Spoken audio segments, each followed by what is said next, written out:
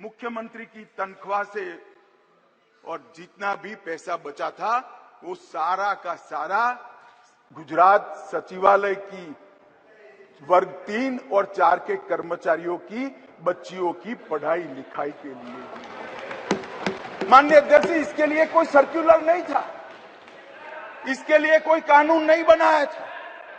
यही मोदी जी थे जब गुजरात के मुख्यमंत्री थे, तब बेटी बचाओ बेटी पढ़ाओ का नारा देश भर में दिया और गुजरात में उनके प्रयासों से, जन जागृति के माध्यम से कोई कानून के बगैर लिंग अनुपात के अंदर बहुत बड़ा परिवर्तन कर लाखों बेटियों को पृथ्वी पर आने का अधिकार इस नरेंद्र मोदी जी ने। दोम धक्की धूप में मई महीने में पटवारी से लेकर मुख्यमंत्री तक पूरी की पूरी सरकार 5 दिनों तक गर्ल चाइल्ड एनरोलमेंट के लिए गांव-गांव में जाती थी। कोई कस्बा ऐसा नहीं होता था जहां पर सरकार के पदाधिकारी नहीं जाते थे। पंच, सरपंच, जिला पंचायत के सदस्य, तहसील पंचायत के सदस्य, विधायक, सांसद, मुख्यमंत्री, मंत्री सभी लोग जाते थे और बच्चियों को पढ़ाने के लिए, उनके एनरोलमेंट के लिए और ड्रॉप आउट रेशियो के कम करने के लिए, उनको फिर से पुनः दाखला दिलाने के लिए गांवों में निवास करते थे। माननीय अध्यक्ष जी, बेटी बचाओ बेटी पढ़ाओ, इसका परिणाम क्या था? एक और तो लिंग अनुपात में बहुत बड़ा अंतर आया और दूसरी ओर कांग्रेस पार्टी जो लेगेसी छोड़कर गई थी गुजरात में, उसमें प्राइमरी एजुकेशन में 37% ड्रॉप आउट रेशियो था और मोदी जी जब मुख्यमंत्री से प्रधानमंत्री बनने के आए तब वो 30% ड्रॉप आउट रेशियो घटकर 0.70% है। माननीय अध्यक्ष जी, इसलिए मैं कहता हूं कि हमारे लिए राजनीतिक मुद्दा नहीं है, हमारी मान्यता का मुद्दा है, हमारे स्वभाव का मुद्दा है, हमारी कार्य संस्कृति का मुद्दा है। माननीय अध्यक्ष जी, जहां तक नरेंद्र मोदी जी की केंद्र में सरकार बनी, ये कह रहे हैं कि पहले भी हुआ था, पहले रोक लिया गया, ये सब बातें तो मैं बाद में बताता हूं। परंतु ये जो महिला सशक्तिकरण की बात है, ये संविधान संशोधन से जुड़ी हुई नहीं है। महिलाओं के लिए सुरक्षा, सम्मान और सहभागिता, ये तीनों चीजें जिस दिन मोदी जी ने इस देश के प्रधानमंत्री पद का शपथ लिया, जिस दिन से भारतीय जनता पार्टी की सरकार बनी, इस सरकार का श्वास और प्राण दोनों बने हुए हैं। माननीय अध्यक्ष, कई ऐसी चीजें हैं जो हुई है। आज मैं कहना चाहता हूं माननीय अध्यक्ष जी, जिस दिन मोदी जी इस देश के प्रधानमंत्री बने, इस देश के 70 करोड़ लोग ऐसे थे जिनके घर में बैंक अकाउंट नहीं था। मोदी जी ने जनधन योजना चालू करी, बैंक अकाउंट खोलने का अभियान चालू किया, 52 करोड़ बैंक अकाउंट खोले गए और 52 करोड़ बैंक अकाउंट में से 70% बैंक अकाउंट माताओं के नाम से खोले गए। माननीय अध्यक्ष जी, माताओं के नाम से आज महिला सशक्तिकरण हुआ। सारी योजनाओं का जो पैसा जा रहा है, माननीय अध्यक्ष जी, किसने 10 मिनट दिए मुझे? आप वहां बैठकर टाइम दोगे? अरे सुनने की आदत डालो भाई, आप वहां बैठकर मुझे टाइम दोगे? माननीय सदस्य प्लीज, मैं मेरी पार्टी के टाइम में बोल रहा हूं। आप कौन फैसला करने वाले होते हैं? माननीय गृह मंत्री जी। माननीय अध्यक्ष जी, आज कोई भी स्कीम का पैसा जाता है तो वो महिला के बैंक अकाउंट के अंदर जाता है। माननीय अध्यक्ष जी, कांग्रेस ने इस देश में 5 दशक से ज्यादा शासन किया। 11 करोड़ परिवार ऐसे थे जहां शौचालय नहीं था। गरीबी हटाओ के नारे दिए, मगर गरीबों की कोई व्यवस्था नहीं कर पाई थी। और जब एक घर में एक शौचालय नहीं होता है तो मान्यवर सबसे ज्यादा तकलीफ युवा बेटी, बहन और मां को होती है। मान्यवर शौचालय न होने की पीड़ा तो वही जान सकते हैं जिनके घर में युवा बेटी हो और शौचालय न हो। 11 करोड़ घर ऐसे थे जिनके घर में शौचालय नहीं था। मोदी जी ने पहले 5 साल के अंदर ही 11 करोड़ 72 लाख सदन की सहमति हो तो इस विधेयक के प्रस्ताव को पारित होने तक और चर्चा होने तक सदन का समय बढ़ाया जाए।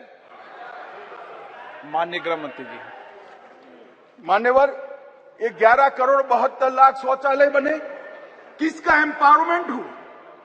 ये 11 करोड़ 72 लाख शौचालय बनने से माताओं का, बहनों का, बेटियों का सम्मान हुआ, उनका सशक्तिकरण हुआ।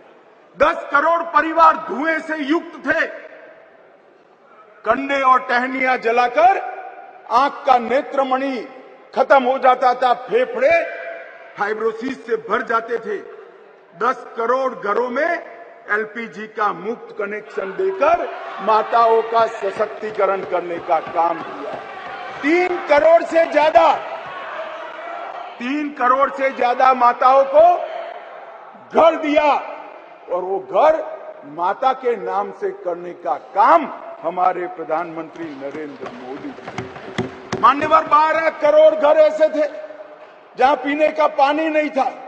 अब जो समाज के अंदर रहते हैं, जो जमीन को जानते हैं, उनको मालूम है कि घर में पीने का पानी नहीं है तो पीड़ा सबसे ज्यादा किसको होती है, किसको ज्यादा तकलीफ होती है। घर में पीने का पानी नहीं है तो घर की माता को ही तकलीफ होती है। 12 करोड़ परिवारों के घर में नल से जल पहुंचाने का काम नरेंद्र मोदी जी। हर घर के अंदर 80 करोड़ लोगों को हर घर में प्रति व्यक्ति प्रति माह 5 किलो अनाज फ्री ऑफ कॉस्ट देने की शुरुआत की। जब चूल्हा नहीं जलता है ना मान्यवर, बच्चे भूखे रहते हैं तो सबसे बड़ा चूल्हा तो नहीं जलता है मगर मां का दिल जलता है। मान्यवर, मां का दिल जलता है। ये भूखे परिवारों को 5 किलो अनाज प्रति व्यक्ति देने का काम हमारे नेता नरेंद्र मोदी जी ने किया। 3 करोड़ 18 लाख सुकन्या समृद्धि खाते खोले। मान्यवर, 3 करोड़ महिलाओं को मातृवंदना योजना के तहत फायदा पहुंचाया। मान्यवर, लगभग 26 सप्ताह का मातृत्व अवकाश, पेड मैटरनिटी लीव देने का काम हमारे नेता नरेंद्र मोदी जी ने। और एम्पावरमेंट क्या होता है माननीय अध्यक्ष जी? आज दुनिया भर में विमान उड़ाने वाले पायलट में महिलाओं की संख्या 5% है, भारत में 15% है और ये 10 साल में बढ़ेगी। इसको एम्पावरमेंट। मान्यवर, हम ये जो बिल लेकर आए हैं,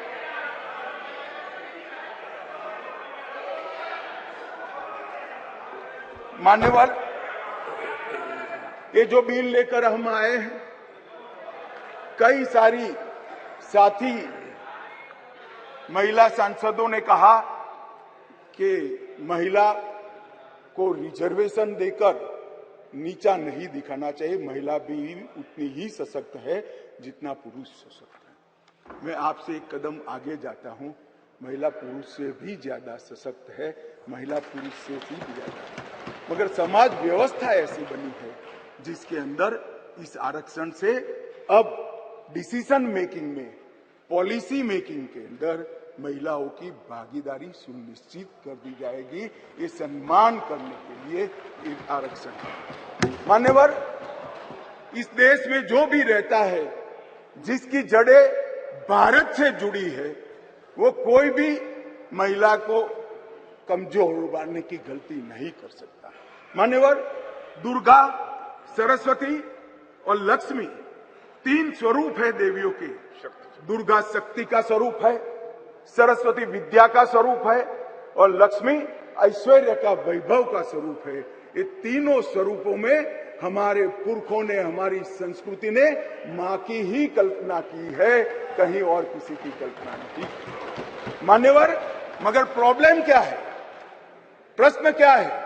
जड़ें भारत से नहीं जुड़ी है। मैं कहना नहीं चाहता जड़ें कहां जुड़ी है। जड़ें अगर भारत से जुड़ी है तो तकलीफ नहीं पड़ती। मान्यवर, मैं आज आपको कहना चाहता हूं, हजारों वर्ष से हमारे सांस्कृतिक प्रवाह और हजारों वर्ष के हमारे देश के इतिहास के अंदर कई सारी ज्ञान की नई नई विधाएं और ज्ञान के नए नए आयाम हुए। कहीं वेदों की ऋचा है, कहीं उपनिषदों के मंत्र हैं, कभी पुराणों के श्लोक पढ़े हैं। ऋग्वेद के कुल 422 मंत्रों में महिलाओं का महिमा मंडन करने का काम हमारे ऋषियों ने किया है। वेदों की रचना में योगदान देने वालों में गार्गी, मैत्रेयी, घोषा, विश्वम्भरा, श्रद्धा, संध्या, देवयानी, सची, अदिति, लोपामुद्रा, ये सारी माताओं ने वेदों को संवेदना से परिपूर्ण कर कर समग्र चराचर की चिंता करने वाली बनाए। माननीय अध्यक्ष जी, कहा जाता है अदिति को इंद्र की मां कहा जाता है। मान्यवर, अदिति चारों वेदों में पारंगत थी और चारों वेदों को पूर्ण करने में उन्होंने बहुत बड़ी भूमिका निभाई। मान्यवर, शासन की बात करें तो 10वीं शताब्दी में कश्मीर की रानी दिद्दा, कातकीय वंश की रुद्रमा 13वीं शताब्दी में रानी दुर्गावती, शिवाजी को शिवाजी बनाने वाली जिजाऊ, रानी चेन्नम्मा, महारानी अब्बका और महारानी लक्ष्मीबाई को इस देश का समाज और इतिहास कभी भूल नहीं सकता है। मान्यवर, शिक्षा और समाज सेवा के क्षेत्र में गार्गी, मैत्रेयी, सुलभा, वड़वा, प्रतिथेयी, अरुंधति और सावित्रीबाई फुले ने इस समाज को संपूर्ण बनाने के लिए अपना योगदान दिया। हमें बिल जो लेकर आए हैं मान्यवर, ये भाव से लेकर नहीं आए। एक प्रकार की समाज व्यवस्था बनी है और समाज व्यवस्था में एक क्षति है। एक क्षति को सुधारने के लिए, महिलाओं को प्रतिभागिता बढ़ाने के लिए, उनका सम्मान करने के लिए 50% आरक्षण लेकर आज हम यहां पर आए हैं। मान्यवर, जहां तक ढेर सारे लोगों ने अलग अलग प्रकार की बातें की है मान्यवर, मैं आज यहां कुछ चीजों का जवाब भी जरूर देना चाहूंगा। मैं इससे पहले स्पष्ट कर देता हूं, कोई ये जवाब को अपने दिल से न लगा ले। मैं किसी भी दल के खिलाफ बोलना नहीं चाहता। बहुत मौके आएंगे जहां राजनीतिक उत्तर देने की जरूरत होगी, दमखम के साथ देंगे, डट कर देंगे। परंतु एक ऐसा मौका है जिसमें ये सदन ने समग्र देश को ही नहीं मान्यवर, आपके माध्यम से समग्र विश्व को ये संदेश देने की जरूरत है कि मोदी जी ने जिसकी कल्पना करी, एक वुमन लेड डेवलपमेंट के लिए पूरा सदन एक मत। मान्यवर, मगर कुछ चीजें यहां कही गई है, इसलिए मेरा बहुत जरूरी है कि इसकी स्पष्टता कर दी जाए। मान्यवर,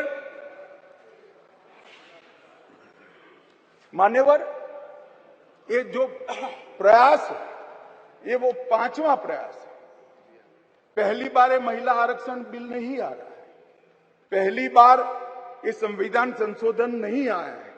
तो क्या हुआ वो 4 संविधान संशोधनों का? क्यों आज मोदी जी ने लेकर आना पड़ा? देवगौड़ा जी से लेकर मनमोहन सिंह जी तक, बीच में 2 बार अटल जी ने, 4 बार प्रयास हुए, क्यों नहीं हुआ? कौन कारण था? किसके कारण पास नहीं हुआ? क्या प्रयास अधूरे थे? क्या मंशा अधूरी थी? या कुछ लोगों ने इस प्रकार का किया कि आगे हो ही न पाए?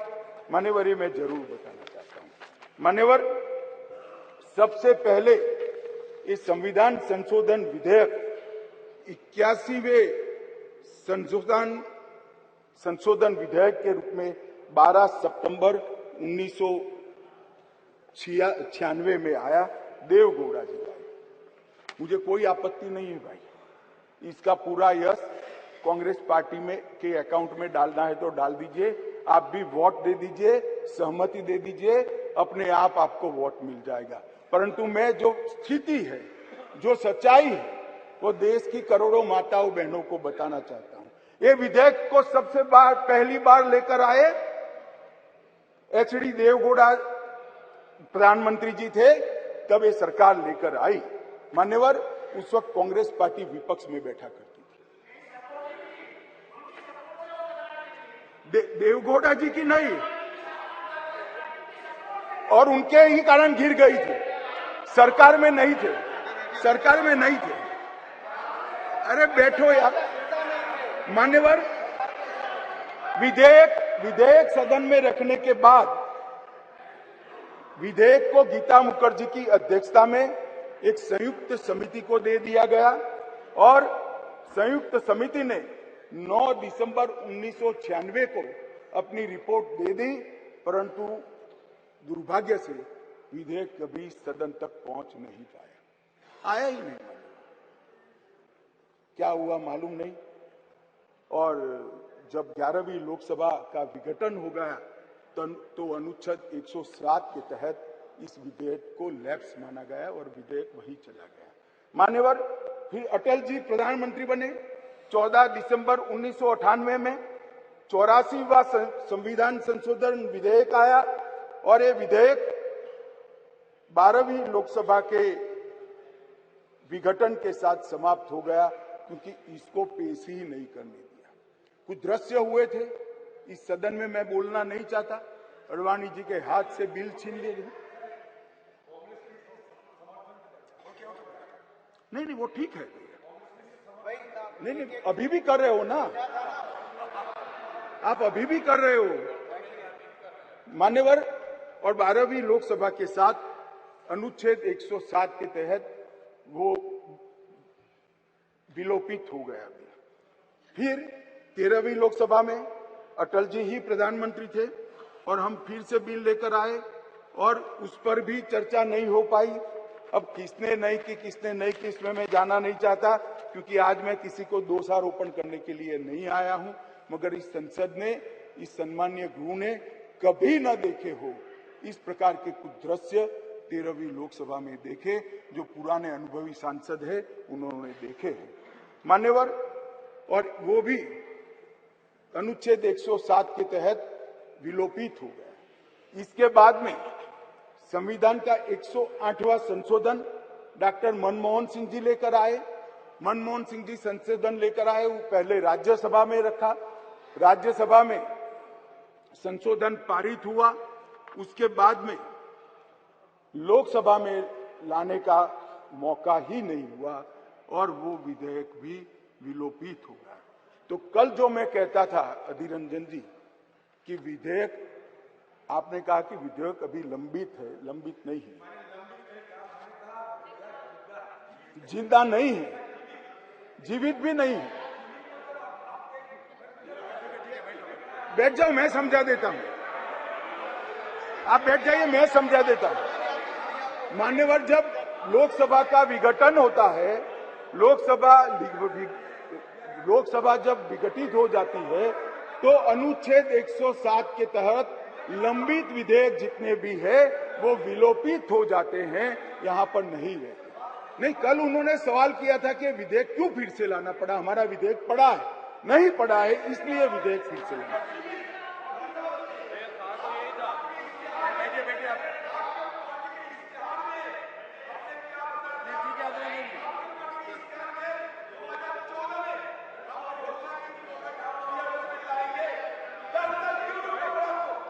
माननीय गृह मंत्री जी, माननीय गृह मंत्री जी,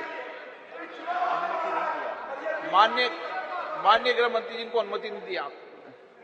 मान्यवर, मुझसे 10 साल का हिसाब मांग रहे हैं, अपने 60 साल का हिसाब नहीं देते हैं। अब कौन समझाए, देश की जनता देख रही है। मान्यवर, ये विधेयक 5 बार आया, 4 बार आया, 4 बार पारित नहीं हो पाया। हर बार इस देश की मातृशक्ति को हमारे सदन ने निराश किया है। मैं आज पक्ष विपक्ष के सभी दलों से प्रार्थना करना चाहता हूं कि हम सब एकत्रित होकर ये नई शुरुआत को आज सर्वानुमत से संविधान को संशोधित कर मातृशक्ति को आरक्षण देने का। मान्यवर, मैंने पहले ही कहा कि मैं कोई राजनीतिक उठापटक या जवाब देना नहीं चाहता, परंतु कई सारे सवाल उठाए गए। हमारी मंशा पर भी सवाल उठाए कि भाई तुरंत अमल में क्यों नहीं लाते, डिलिमिटेशन कमीशन क्यों और 2026 क्यों। मैं सारी चीजों का एक एक कर जवाब देना चाहता हूं। माननीय अध्यक्ष जी, पार्लियामेंट में रिजर्वेशन की जो प्रोविजन है वो आर्टिकल 330 में है और ये इसी तरह से विधानसभाओं में आरक्षण का जो प्रावधान है ये आर्टिकल 332 में है। ये दोनों रिजर्वेशन अनुसूचित जाति और जनजाति को लागू होती है, दोनों को लागू होती है। मान्यवर, अभी बहुत सारे सवाल उठाए गए, ओबीसी क्यों नहीं, डिलिमिटेशन कमीशन क्यों और क्यों इतनी देरी कर रहे हैं। मैं सारों के जवाब देना चाहता हूं। सबसे पहला जवाब इस बात का है कि अभी जो विद्यमान संविधान है उसमें 3 कैटेगरी के सांसद यहां चुनकर आते हैं। एक सामान्य कैटेगरी से आते हैं जिसमें हमारे ओबीसी भाई भी होते हैं, बहनें भी होती हैं। दूसरा एससी कैटेगरी से आते हैं और तीसरा एसटी कैटेगरी। अभी ये 3 ही कैटेगरी उपलब्ध है मान्यवर। ये तीनों कैटेगरी में हमने 33% रिजर्वेशन माताओं का कर दिया है। और जहां तक सवाल है कि ऐसा क्यों किया, जो आगे मैंने कहा कि डिलिमिटेशन कमीशन क्यों बनाया, प्रोविजन क्यों रखा है और 2026 क्यों, मैं अब इस पर आता हूं मान्यवर। अभी जो संविधान संशोधन आया है इसमें आर्टिकल 330A और आर्टिकल 332A इसके माध्यम से वुमेन रिजर्वेशन का प्रोविजन हमने किया है और इसी के साथ साथ तीनों कैटेगरी में, सामान्य कैटेगरी में, एससी कैटेगरी में और एसटी कैटेगरी में वर्टिकल रिजर्वेशन देकर 1/3 सीटों को महिलाओं के लिए, माताओं के लिए आरक्षित करने का काम ये संविधान संशोधन जो मेघवाल जी लाए हैं उसको लेकर आए हैं। मान्यवर, अब डिलिमिटेशन कमीशन को पहले हम समझ लें। डिलिमिटेशन कमीशन हमारे देश की चुनाव प्रक्रिया को निर्धारित करने वाली एक महत्वपूर्ण इकाई का कानूनी प्रावधान है और वो अपॉइंटमेंट से होती है, मगर वो क्वासा जुडिशियल प्रोसीडिंग्स होती है। इसकी अध्यक्षता सुप्रीम कोर्ट के रिटायर्ड जज करते हैं। इसके अंदर चुनाव आयुक्त के एक प्रतिनिधि भी होते हैं और भी 2-3 संस्थाओं के प्रतिनिधि होते हैं जो चुनाव की प्रक्रिया के साथ जुड़े हुए होते हैं और इसके कानून के तहत सभी मान्य राजनीतिक दलों के एक सदस्य भी उस डिलिमिटेशन कमीशन के मेंबर होते हैं। अब 1/3 मान्यवर 1/3 सीटों का रिजर्वेशन करना है तो वो सीटों कौन तय करेगा? ये जो कह रहे हैं क्यों नहीं कर देते, कौन करे? हम करें और फिर वायनाड रिजर्व हो गया है तो आप क्या करोगे? हमको कहोगे कि भाई पॉलिटिकल कर दिया। ओवैसी साहब नहीं, अगर हैदराबाद रिजर्वेशन होगा, रिजर्व हो गया तो कहोगे कि भाई पॉलिटिकल रिजर्वेशन कर दिया। इसलिए ये बहुत अच्छा है कि ये डिलिमिटेशन कमीशन जो क्वासा जुडिशियल प्रोसीडिंग से चलता है, हर राज्य में जाकर, हर क्षेत्र में जाकर ओपन हियरिंग देकर ट्रांसपेरेंट पद्धति से इसका नीति निर्धारण करता है, वो डिलिमिटेशन कमीशन से इसका निर्धारण हो। इसके पीछे केवल और केवल पारदर्शिता का ही सवाल है मान्यवर। कोई पक्षापक्षी नहीं होनी चाहिए। और मान्यवर, मैं इतना ही कहना चाहता हूं कि कुछ लोगों ने आज सोशल मीडिया में भूमिका बनाना शुरू की। हालांकि बहुत मुझे अच्छा लगा, सबको मैंने सुना है, सबने समर्थन करने का अपने भाषणों के अंदर वादा किया है। परंतु सोशल मीडिया में कुछ लोग भूमिका बना रहे हैं कि भाई इस विधेयक को इसलिए समर्थन न करो कि इसमें डिलिमिटेशन कमीशन का है और अभी के चुनाव में नहीं होगा। कुछ लोग कह रहे हैं इसमें ओबीसी आरक्षण नहीं है, मुस्लिम आरक्षण नहीं, इसलिए समर्थन न करो। मैं अलग कहता हूं, अब समर्थन नहीं करोगे तो क्या जल्दी आरक्षण आ जाएगा? तो भी 29 के बाद आएगा। समर्थन कर दो, गारंटी हो गई। फिर जो सरकार आएगी उसमें जो बदलाव करेगी वो भी होगा। एक बार श्री गणेश तो करो, गणेश चतुर्थी के दिन ये संविधान संशोधन विधेयक आया। एक बार शुरुआत करनी चाहिए और एक बार शुरुआत करें, उसके बाद पहला डिलिमिटेशन कमीशन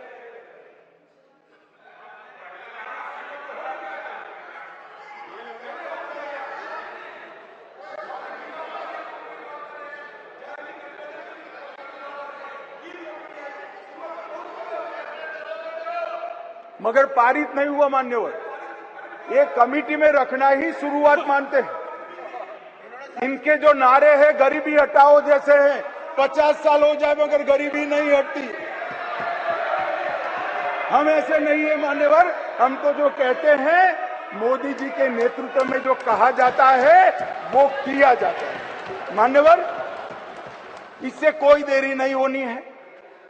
चुनाव के बाद तुरंत ही जनगणना और डिलिमिटेशन दोनों होंगे और बहुत जल्द ये दिन आएगा कि सदन में 1/3 माताएं यहां बैठकर देश के भाग्य को तय करती होगी। मान्यवर, अभी हमारे साथी सांसद अभी चले गए। उन्होंने कहा देश जो लोग चलाते हैं, अब सब लोगों की अपनी अपनी समझ होती है। उन्होंने कहा कि देश जो लोग चलाते हैं उसमें सिर्फ 3 ओबीसी है। अब इनकी समझ है कि देश सेक्रेटरी चलाते हैं, मेरी समझ है देश सरकार चलाती है। मान्यवर, संविधान की स्कीम है, देश की नीतियों का निर्धारण इस देश की कैबिनेट करती है, इस देश की सरकार करती है, इस देश की संसद करती है। और आंकड़े अगर आपको चाहिए तो मैं बता देता हूं, सुनने के लिए आप बैठे नहीं हो। भारतीय जनता पार्टी के सांसद में 29%, 85 सांसद ओबीसी कैटेगरी के हैं। कंपैरिजन करना है तो आ जाइए। और मंत्री भी 29 ओबीसी कैटेगरी के हैं। मान्यवर, सस्ते चुनावी वादे करना और पॉलिटिकल भाषण करना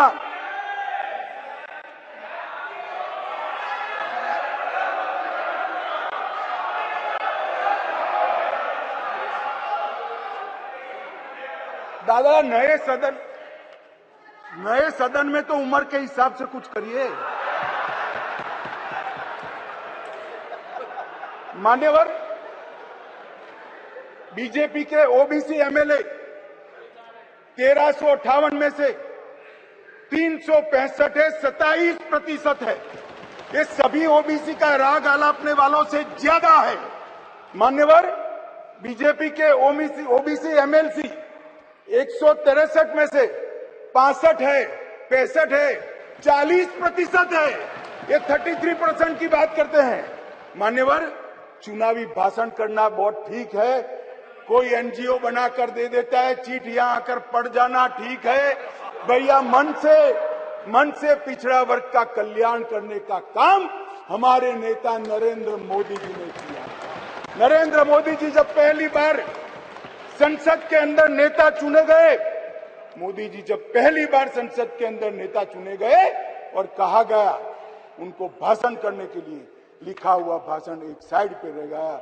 उन्होंने कहा 2014 में मेरी सरकार दलितों की सरकार है, आदिवासियों की सरकार है, पिछड़ों की सरकार है, महिलाओं की सरकार। और मान्यवर, आज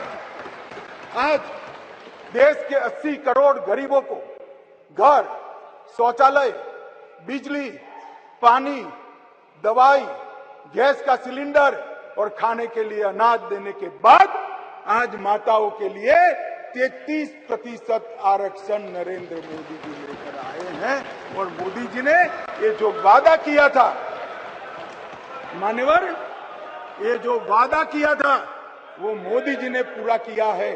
और ये सारे जो ओबीसी का राग आलपते हैं, उनको मैं कहना चाहता हूं, आपकी पार्टियों ने कभी ओबीसी प्रधानमंत्री नहीं बनाया, भारतीय जनता पार्टी ने ओबीसी प्रधानमंत्री बनाया। मान्यवर, इसलिए मैं सभी दल के सांसदों को एक विनंती करना चाहता हूं, आपको लगता है इसमें कुछ अधूरा है तो कल सुधार लेंगे, मगर हम जो लेकर आए हैं वो महिलाओं के सम्मान की बात है।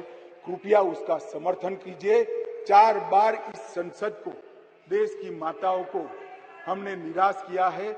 इस बार राजनीतिक पक्षापक्षी से ऊपर उठकर दलगत राजनीति